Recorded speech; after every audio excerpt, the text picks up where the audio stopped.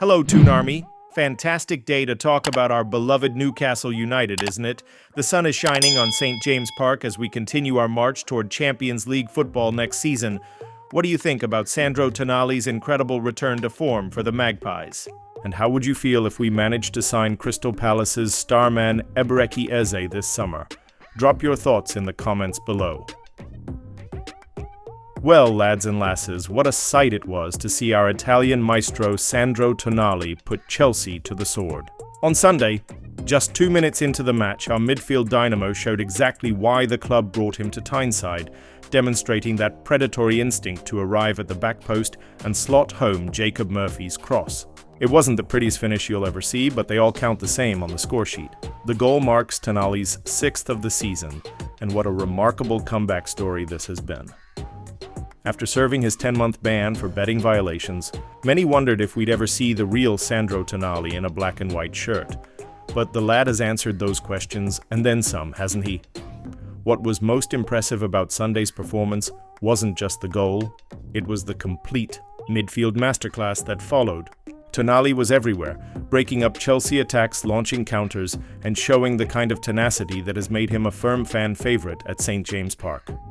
The partnership he's formed with Bruno Guimaraes in the middle of the park has become the backbone of this Newcastle side. Eddie Howe was full of praise after the match, admitting that Tonali's goal wasn't even part of the game plan, just an added bonus from a player whose football intelligence is off the charts. That's the mark of a top player, isn't it? When they can deliver those moments of inspiration that the tactics board never predicted. It's no wonder the vultures have been circling, with Italian media continuing to link him with a move to Juventus. But Sunday's performance, and indeed, his form since returning to action, has shown that Tonali is exactly where he belongs. The victory over Chelsea means we're effectively just one win away from confirming a place in the top 5 of the Premier League table, which would seal a second Champions League qualification in 3 seasons. That's the kind of project Tonali signed up for, and it's clear he's loving every minute of it. Fabrizio Romano, the transfer guru we all follow religiously during those nail-biting window periods, confirmed as much on social media after the match. NUFC see him as crucial part of the squad, also for the future, despite links, he wrote, confirming what we already knew. Tonali is going nowhere. The Italian press have been persistent in their attempts to manufacture a return to Serie A for our midfield maestro, but recent reports suggest even Juventus have finally accepted that signing Tonali from Newcastle is, in their words, impossible. I'll be honest, lads, they should have come to that conclusion a long time ago. Tonali's relationship with the Toon Army has blossomed since his return from suspension. The way the club stood by him during that difficult period has clearly made an impression, and he's repaying that faith with performances that justify every penny of his transfer fee. His ability to adapt to the Premier League has been remarkable. Remember how many pundits questioned whether he'd be able to handle the physicality and pace of English football? I'll tell you what though, the most exciting part about Tonali's recent form is that there's still so much more to come. At just 25 years old, he's entering what should be the prime of his career. And with the club's ambitions perfectly aligned with his own, you get the feeling this is just the beginning of a beautiful relationship between Sandro Tonali and Newcastle United. The win against Chelsea was massive for our Champions League push, putting us in 3rd place with just 3 matches remaining. One more win should secure our place in Europe's elite competition next season. Imagine the scenes at St. James Park when that's confirmed, and with players like Tonali leading the charge, who's to say we can't make an even bigger impact? In Europe next time around? So let's raise a glass to our Italian midfield general. The best team in the world has the best Italian midfielder in the world, and don't let anyone tell you differently. The transfer rumor mill is starting to heat up, and it looks like our beloved Newcastle United are setting their sights on one of the Premier League's most exciting talents. Crystal Palace's Ebereki Eze. According to recent reports, the Magpies are heavily interested in the 26-year-old attacking midfielder who has established himself as one of the most creative and dangerous players in the top flight. What's even more exciting is that Palace are reportedly willing to negotiate on his hefty release clause, potentially opening the door for a summer move to St. James Park. Eze's journey to the top has been nothing short of remarkable. When Palace signed him from Queen's Park Rangers for $19.5 million back in 2020, some eyebrows were raised at the price tag for a championship player. Fast forward to 2025, and that fee looks like one of the bargains of the decade. The England international has racked up an impressive 36 goals and 28 assists in 163 appearances for the Eagles, showcasing his incredible technical ability, dribbling skills, and eye for goal.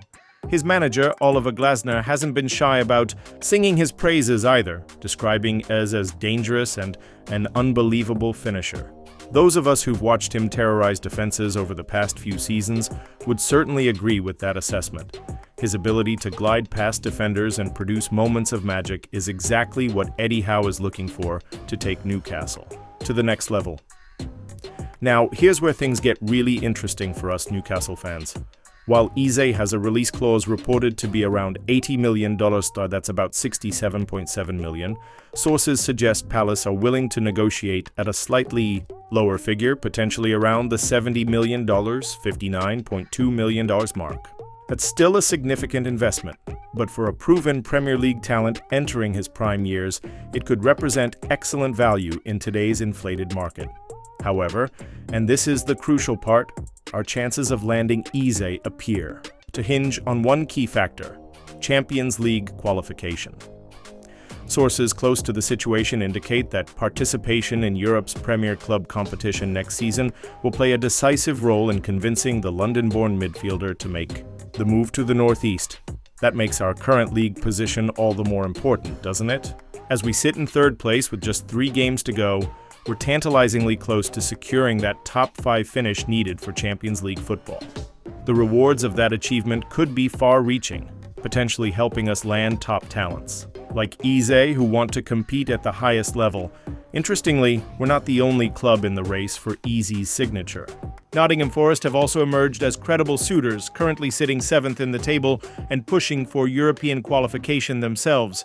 Manchester United, Tottenham, and even Liverpool have been linked with the Palace star at various points over the past year, highlighting just how highly rated he is across the Premier League. But let's think about what Eze would bring to Newcastle if we did manage to sign him. His creativity, his ability to unlock defenses, and his direct goal contributions would add a completely new dimension to our attack. Imagine him linking up with the likes of Alexander Isak, Bruno Guimaraes, and Anthony Gordon. That's a mouth-watering prospect for any Toon fan. From a tactical perspective, Eze seems tailor-made for Eddie Howe's fluid 4-3-3 system. His ability to operate in tight spaces, carry the ball through defensive lines, and contribute directly to goals would perfectly complement our existing setup. With Bruno orchestrating from deep and Isak leading the line, having a creative force like Eze operating in the pockets behind the striker could take our offensive game to new heights. The signing of a player of Eze's caliber would also send a clear message about Newcastle's ambitions moving forward. Following our League Cup triumph in March, our first major trophy in nearly 56 years, bringing in established stars entering their prime years, is exactly the kind of progression the ownership group promised when they took over the club. So as we approach the final few matches of the season, there's even more at stake than just Champions League qualification. The football we play, the position we finish in, and the allure of European football could all be crucial factors in convincing top talents like Eberechiez that St. James Park is the place to be next season. As Newcastle fans, we know our club is back among the elite of English football. Now it's about building on that platform, adding quality where needed, and continuing our upward trajectory, and signing a player with the flair, vision, and match-winning ability of Eberechiez would certainly be a statement of intent. Would you like me to continue with part 2 of our Newcastle United news coverage? Let me know your thoughts on these exciting developments at our beloved club. Well, that's all from St. James's Park for today, lads and lasses. Keep supporting the best team in the world, and I'll be back with more updates soon. Away the lads.